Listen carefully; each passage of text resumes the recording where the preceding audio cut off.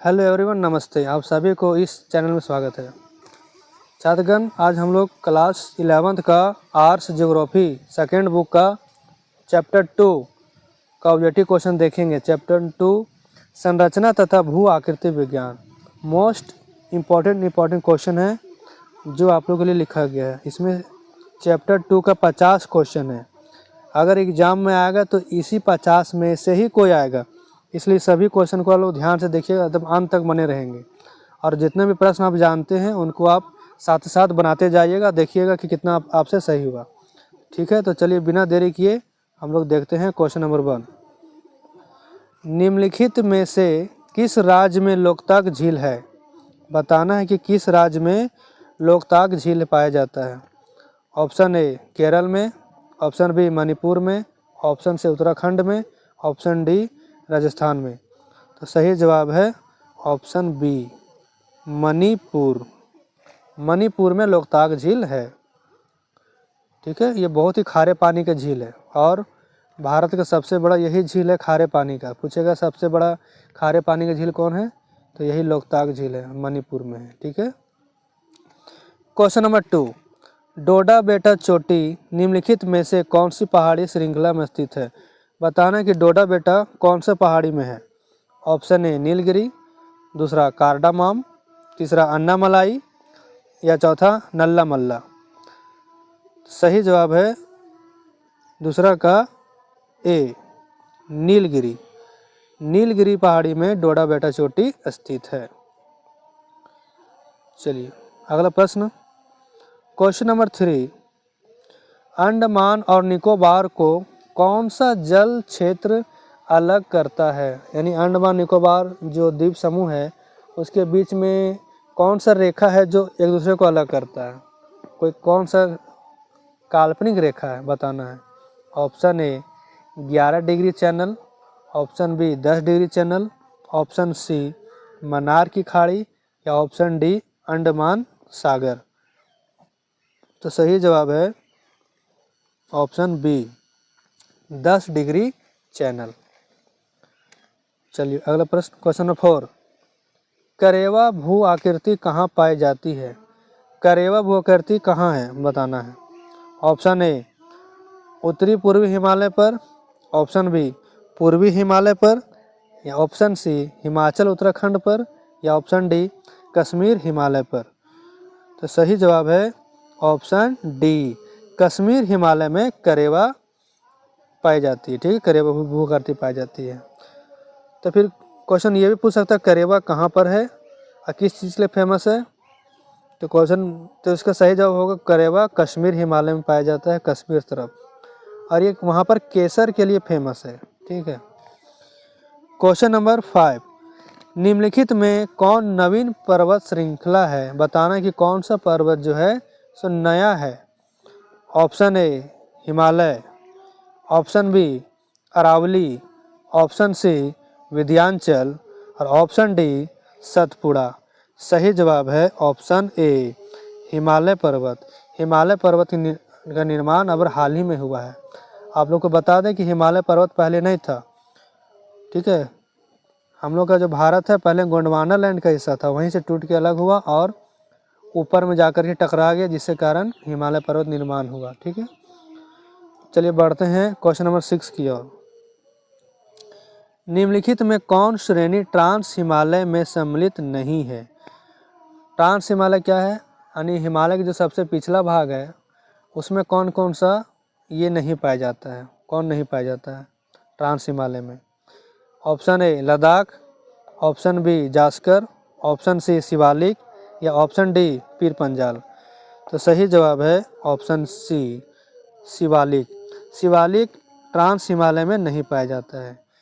ठीक है, चलिए क्वेश्चन नंबर 7। भूवैज्ञानिक ऐतिहासिक दृष्टि से सबसे प्राचीन पर्वत कौन सा है? सबसे प्राचीन पर्वत यानी सबसे पुराना पर्वत कौन सा है सो बताना है। Option A Aravali, option B Satpura, option C Vindhyachal या ऑप्शन डी नीलगिरी। तो सही जवाब है ऑप्शन ए अरावली पर्वत सबसे प्राचीन पर्वत माना जाता है। Question number 8। नीलगिरी तथा अन्नामलाई पहाड़ियों के बीच दर्रा स्थित है, उसे क्या कहते हैं? अब नीलगिरी और अन्नामलाई के बीच जो रास्ता पतला सा संकीर्ण रास्ता गया, उस रास्ता उस दर्रा को क्या कहते हैं? ठीक है, इसे बताना है। ऑप्शन ए थाल घाट, ऑप्शन बी पाल घाट, ऑप्शन सी भौर घाट या फिर ऑप्शन डी गोरम घाट। बताइए। सही जवाब है ऑप्शन बी पाल घाट। आप लोग देखते जाएंगे कि कितना प्रश्न हम लोग से सही बनता है आप लोग से, ठीक है, देखेंगे। और लास्ट में कमेंट जरूर करिएगा कितना क्वेश्चन हम सही बनाए थे। क्वेश्चन नंबर 9, हिमालय के पाद प्रदेश के रूप में किसे जाना जाता है? अच्छा, ये पाद प्रदेश क्या होता है? पाद प्रदेश मतलब होता है कि सबसे निचला भाग, हिमालय के जो निचला भाग है उसमें कौन पाया जाता है, उसे बताना है। चलिए, option A trans Himalaya, option B Shivalik, option C महान हिमालय या ऑप्शन डी पीर पंजाल। सही जवाब है ऑप्शन बी शिवालिक। शिवालिक सबसे अंतिम श्रेणी में पाया जाता है, ठीक है, इसे बाहरी भी बोला जाता है, बाहरी श्रेणी। Question number 10 most important question है। रांची, हजारीबाग तथा गया जिले किस पठार के अंतर्गत आते हैं? बताइए। ऑप्शन ए मालवा का पठार, ऑप्शन बी छोटा नागपुर का पठार, ऑप्शन सी अरावली का पठार या ऑप्शन डी दक्कन का पठार। तो सही जवाब है ऑप्शन बी छोटा नागपुर का पठार। तो जिनका जिनका बी है वो बिल्कुल सही है। क्वेश्चन नंबर 11, हिमालय की उत्पत्ति से पूर्व यहाँ क्या था? बताना है कि हिमालय के का जहाँ निर्माण हुआ उससे पहले वहाँ पर क्या था? Option A Gondwana land, option B Laurasia shield, option C विस्तृत मैदान और ऑप्शन डी टेथिस सागर। तो सही जवाब है ऑप्शन डी टेथिस सागर। मोस्ट इम्पॉर्टेंट क्वेश्चन है। क्वेश्चन नंबर 12, निम्नलिखित में से कौन सी चोटी भारत में स्थित नहीं है? बताना कि कौन भारत में नहीं है।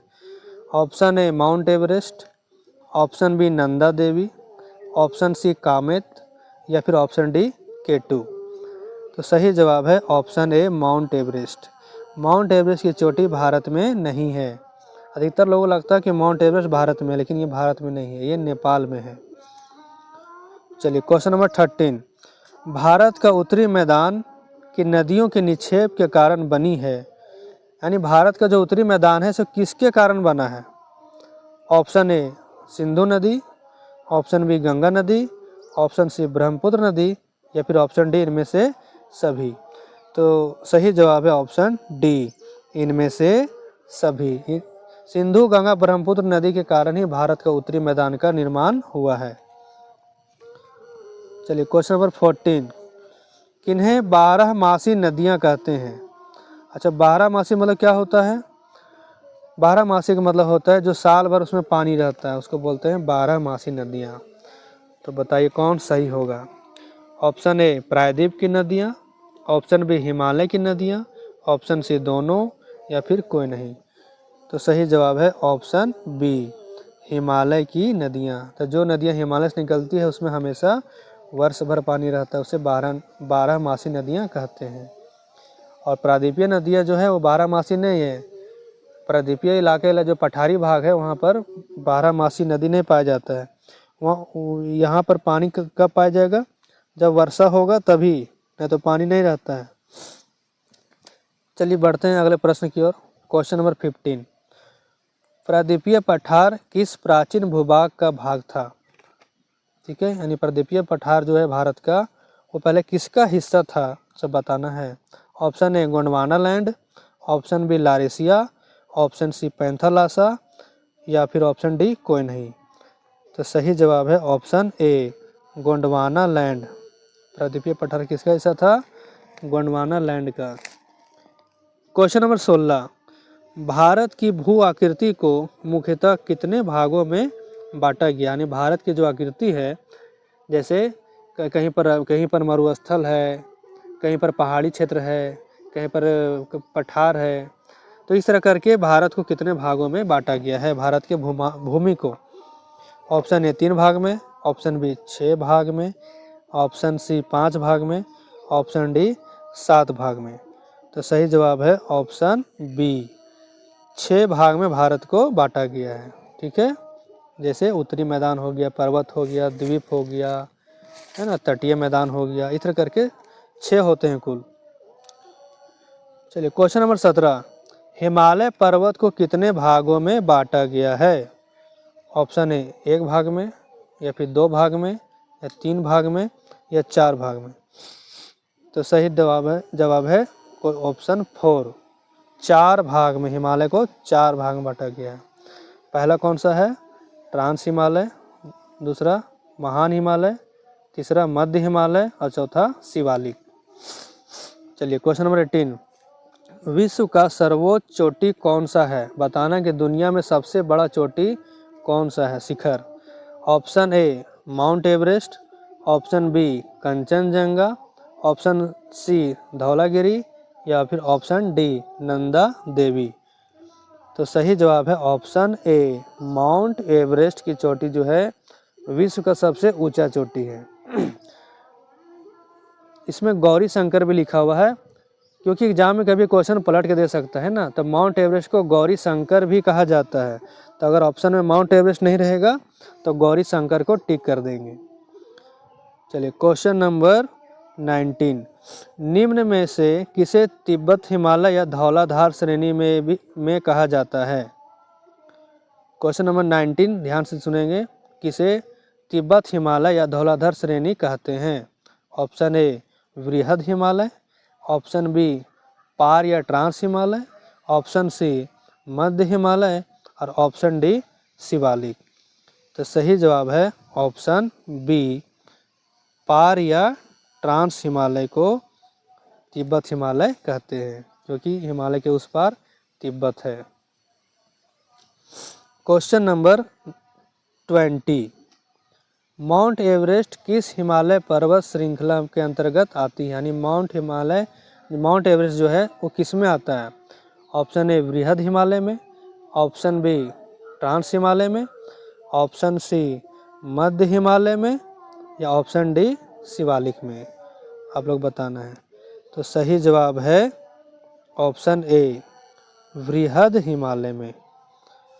क्वेश्चन नंबर 21, जास्कर, पीर पंजाल, शिमला, मसूरी, नैनीताल एवं दार्जिलिंग हिमालय के किस श्रेणी में आता है? ये सभी जो है घूमने वाला जगह है, तो ये सब बताना ये कहाँ पर पाया जाता है। ऑप्शन ए शिवालिक में, ऑप्शन बी वृहद हिमालय में, ऑप्शन सी ट्रांस हिमालय में, या फिर ऑप्शन डी लघु या मध्य हिमालय में। तो सही जवाब है ऑप्शन डी लघु या मध्य हिमालय में। क्वेश्चन नंबर 22, निम्न में से किसे बाह्य हिमालय कहते हैं? बाह्य हिमालय मतलब जो बाहरी हिमालय है, बताइए। ऑप्शन ए महान हिमालय, ऑप्शन बी मध्य हिमालय, ऑप्शन सी शिवालिक, या फिर ऑप्शन डी ट्रांस हिमालय, बताइए। तो सही जवाब है ऑप्शन सी शिवालिक। शिवालिक को बाह्य हिमालय भी कहा जाता है। क्वेश्चन नंबर 23, दून का क्या अर्थ होता है? बताना कि दून का मतलब क्या होता है। ऑप्शन ए पहाड़, ऑप्शन बी घाटी, ऑप्शन सी पठार, या ऑप्शन डी मैदान, बताइए। तो सही जवाब है ऑप्शन बी, दून का मतलब घाटी होता है। फिर क्वेश्चन पूछेगा उसी से रिलेटेड, क्वेश्चन नंबर 24 में देखिएगा, सबसे गहरा दून कौन सा है? यानी सबसे गहरा घाटी कौन सा है? Option A Dehradun, option B Kotli Dun, option C Kathmandu की घाटी, या फिर इनमें से कोई नहीं। तो सही जवाब है देहरादून। देहरादून के नाम आप लोग सुने होंगे, ये सबसे ऊंचा घाटी है। चलिए क्वेश्चन नंबर 25, कश्मीर हिमालय किस चीज़ के लिए प्रसिद्ध है? बताना कश्मीर जो हिमालय है वो किस चीज़ के लिए प्रसिद्ध है। ऑप्शन ए सेब के लिए, दूसरा अंगूर के लिए, तीसरा अनानास के लिए, या फिर ऑप्शन डी करेवा के लिए। तो इसका सही जवाब है ऑप्शन डी, करेवा के लिए। बहुत कोई लग रहा हो कि इसका सही जवाब ऑप्शन ए होगा, क्योंकि कश्मीर में सेब पाया जाता है। वो तो ठीक है, लेकिन कश्मीर हिमालय जो सबसे ज़्यादा जो प्रसिद्ध किसके लिए है, वो करेवा के लिए है। करेवा क्या होता है? करेवा एक प्रकार का केसर है, ठीक है, जिसको दूध में डाल के पिया जाता है। क्वेश्चन नंबर 26, वृहद हिमालय की घाटियों में ग्रीष्म ऋतु में घास के मैदान मिलते हैं, जिन्हें कहते हैं, यानी जो वृहद हिमालय है वहाँ पर गर्मी के मौसम में ना छोटा छोटा घास मिलता है, वो कौन सा घास होता है सो बताना है। Option A Bugyal, option B दूधिया, ऑप्शन सी घटपर्णी, या फिर ऑप्शन डी इनमें से सभी। तो सही जवाब है ऑप्शन ए बुग्याल। बुग्याल नाम का घास पाया जाता है। क्वेश्चन नंबर 27, भारत का सबसे ऊंचा शिखर कौन सा है? बताना भारत में सबसे ऊंचा शिखर कौन सा है। विश्व का नहीं बोल रहा है, भारत का बोल रहा है। Option A Mount Everest, option B Kanchenjunga, option C Nilgiri, या फिर ऑप्शन डी कैलाश पर्वत। तो सही जवाब है ऑप्शन बी, कंचनजंगा सबसे ऊंचा शिखर है भारत का। क्वेश्चन नंबर 28, निम्न में से कौन सिंधु की सहायक नदी है? बताइए सिंधु की सहायक नदी कौन है? Option A Jhelum, option B Chenab, option C Ravi, या ऑप्शन डी यमुना। तो सिंधु की सहायक नदी तो झेलम भी है, चेनाब भी है, रावी भी है। इसका मतलब ये क्वेश्चन मिस्टेक हो गया। तो इसका क्वेश्चन ऐसा होना चाहिए था कि सिंधु की सहायक नदी कौन नहीं है, ठीक है। तो अगर इसके अनुसार कौन नहीं है तो सही जवाब होगा ऑप्शन बी, यमुना, ठीक है। यह क्वेश्चन मिस्टेक हो गया है, यहाँ पर नदी, यहाँ थोड़ा सुधार कर लीजिए, ठीक है। यहाँ पर सिंधु की सहायक नदी नहीं है सो पूछेगा। चलिए क्वेश्चन नंबर 29, गंगा की सबसे बड़ी सहायक नदी कौन सी है? गंगा नदी का जो सबसे बड़ी सहायक नदी कौन सा है? कौन सा नदी उसको बहने में ज़्यादा मदद करता है? ऑप्शन ए सोन नदी, ऑप्शन बी कोसी नदी, ऑप्शन सी सिंधु नदी, या फिर ऑप्शन डी यमुना नदी। तो जिनका जिनका जवाब डी है वो बिल्कुल सही है, यमुना नदी गंगा की सबसे बड़ी सहायक नदी है। क्वेश्चन नंबर 30, दो नदियों के बीच क्षेत्र को क्या कहते हैं? जैसे कोई नदी बह रहा है तो उसके बीच में जो भूमि है, वो जमीन है, उसको क्या कहेंगे? Option A Doab, option B Punjab, option C जल विभाजक, या ऑप्शन डी घाटी। तो सही जवाब है दोआब। दो नदी के बीच वाले क्षेत्र को दोआब कहते हैं। चलिए क्वेश्चन नंबर 31, शिवालिक के गिरिपाद क्षेत्र को क्या कहता है? यानी शिवालिक के जो सबसे निचला हिस्सा उसे क्या कहेंगे? Option A Terai, option B Bhabar, option C दलदली, या फिर ऑप्शन डी इनमें से कोई नहीं। बताइए। तो सही जवाब है ऑप्शन बी भाभर, ठीक। शिवालिक के निचला हिस्सा क्या कहते हैं? भाभर कहते हैं। क्वेश्चन नंबर 32, भारत में सबसे अधिक पाई जाने वाली मिट्टी कौन सी है? कौन सी मिट्टी भारत में सबसे अधिक पाया जाता है? ऑप्शन ए काली मिट्टी, ऑप्शन बी लेटराइट मिट्टी, ऑप्शन सी लाल मिट्टी, या फिर ऑप्शन डी इनमें से कोई नहीं। तो सही जवाब है जलोढ़ मिट्टी, लेकिन ऑप्शन में यहाँ जलोढ़ मिट्टी है ही नहीं, है ना। तो इसका जवाब हो जाएगा ऑप्शन डी, इनमें से कोई नहीं। क्वेश्चन नंबर 33, जलोढ़ मिट्टी कितने प्रकार की होती है? बताइए।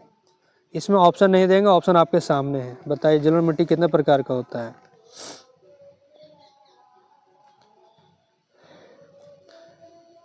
सही जवाब है ऑप्शन बी, जलोढ़ मिट्टी दो प्रकार का होता है, ठीक है। कौन कौन? एक होता है बांगर और दूसरा खादर। चलिए क्वेश्चन नंबर 34, पुरानी जलोढ़ मृदा को क्या कहते हैं? जलोढ़ मिट्टी जो पुराना हो जाता है उसको क्या कहते हैं? Option A Bangar, option B Khadar, option C Regur, या फिर ऑप्शन डी इनमें से कोई नहीं। तो सही जवाब है ऑप्शन ए बांगर। जलोढ़ मिट्टी जो पुराना रहता है उसको बांगर कहते हैं, ठीक है। चलिए क्वेश्चन नंबर 35, नई जलोढ़ मृदा को क्या कहा जाता है? यानी जो नई मिट्टी है जलोढ़ वाला, उसको क्या कहेंगे? Option A Bangar, option B Khadar, option C Regur, या फिर ऑप्शन डी इनमें से सभी। तो सही जवाब है ऑप्शन बी खादर। तो नई मिट्टी जो आता है उसको बोलते हैं खादर, और ये सबसे अधिक उपजाऊ भी होती है। क्वेश्चन नंबर 36, इनमें से कौन सी मिट्टी अधिक उपजाऊ होती है? बताइए कौन अधिक उपजाऊ है। ऑप्शन आपके सामने है, ऑप्शन ए बांगर, दूसरा खादर, तीसरा लाल मिट्टी, या फिर सही। इसका सही जवाब है ऑप्शन बी खादर मिट्टी सबसे अधिक उपजाऊ होती है। क्वेश्चन नंबर 37, भारत के प्रायद्वीपीय पठार को कितने भागों में बांटा गया है? भारत के जो प्रायद्वीपीय पठार से कितने भागों में बांटा गया सब बताना है। बताइए, 1, 2, 3, 4। तो सही जवाब है 3 भाग में बांटा गया है। कौन कौन बांटा गया है? इसका आंसर आपको अभी थोड़ी देर में क्वेश्चन नंबर 38 में मिल जाएगा। देखिए, भारत के प्रमुख पठार कौन से हैं? ऑप्शन ए दक्कन का पठार, ऑप्शन बी मध्य उच्च भूभाग, ऑप्शन सी उत्तरी पूर्वी पठार, या ऑप्शन डी सभी। इसका सही जवाब होगा सभी। ठीक है, अभी ऊपर क्वेश्चन पूछे थे ना कि भारत में पठार कितने प्रकार के पाए जाते हैं, तो यही तीनों है जो भारत में पठार पाए जाते हैं। ठीक है, तो 3 पठार है। क्वेश्चन नंबर 39, पश्चिमी घाट को कर्नाटक व तमिलनाडु में किस नाम से जाना जाता है? पश्चिमी घाट को बताना है कि कर्नाटक में क्या कहते हैं। Option A Nilgiri, option B Annamalai, option C Dodda Betta, या फिर ऑप्शन डी इनमें से कोई नहीं। तो सही जवाब है ऑप्शन ए नीलगिरी कहते हैं। क्वेश्चन 40 को देखेंगे, पश्चिमी घाट को केरल में किस नाम से जाना जाता है? चलिए यहाँ पर बोलेगा केरल में क्या कहते हैं पश्चिमी घाट को। Option A Nilgiri, option B Dodda Betta, option सी अन्नामलाई व कार्डामोम, या ऑप्शन डी अनाई मुडी। बताइए। सही जवाब है ऑप्शन सी अन्नामलाई व कार्डामोम। क्वेश्चन नंबर 41, पश्चिमी घाट का सर्वोच्च शिखर कौन सा है? यानी पश्चिमी घाट जो है उसमें सबसे ऊंचा शिखर कौन सा है? Option A Nilgiri, option B Dodda Betta, option सी अन्नामलाई, या फिर ऑप्शन डी अनाई मुडी। बताइए। तो जिनका जिनका जवाब ऑप्शन डी है वो बिल्कुल सही है, अनाई मुडी।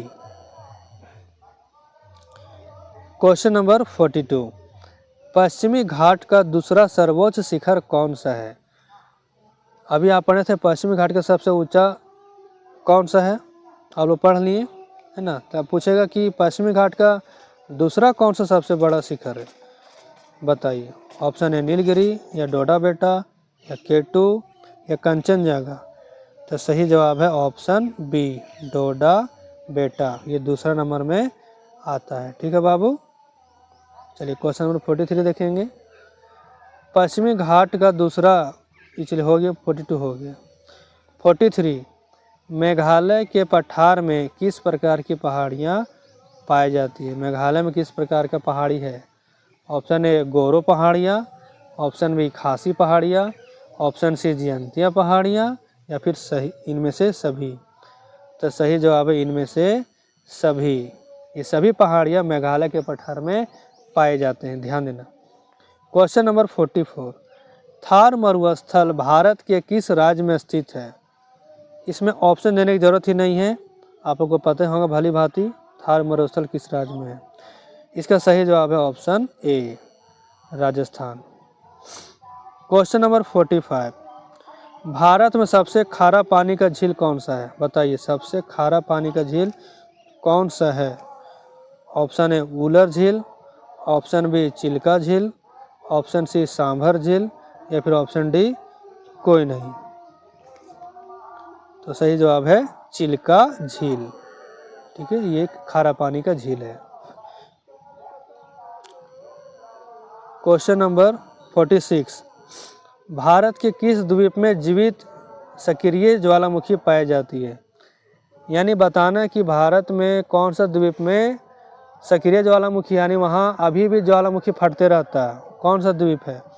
ऑप्शन ए बैरन द्वीप, option B Minicoy, option C Lakshadweep, या फिर इनमें से सभी सही जवाब है ऑप्शन ए बैरन द्वीप। ये कहाँ है? निकोबार में है। अच्छा, ये मिनिकॉय क्या है? लक्षद्वीप का पुराना नाम ही मिनिकॉय था। तो अगर पूछेगा कि बताओ तो कि लक्षद्वीप को पहले क्या कहते थे, तो मिनिकॉय कहते थे। क्वेश्चन नंबर 47, हिमालय पर्वत की औसत लंबाई कितना है? यानी हिमालय पर्वत जो पश्चिम से पूरब फैला है उसका लंबाई कितना है?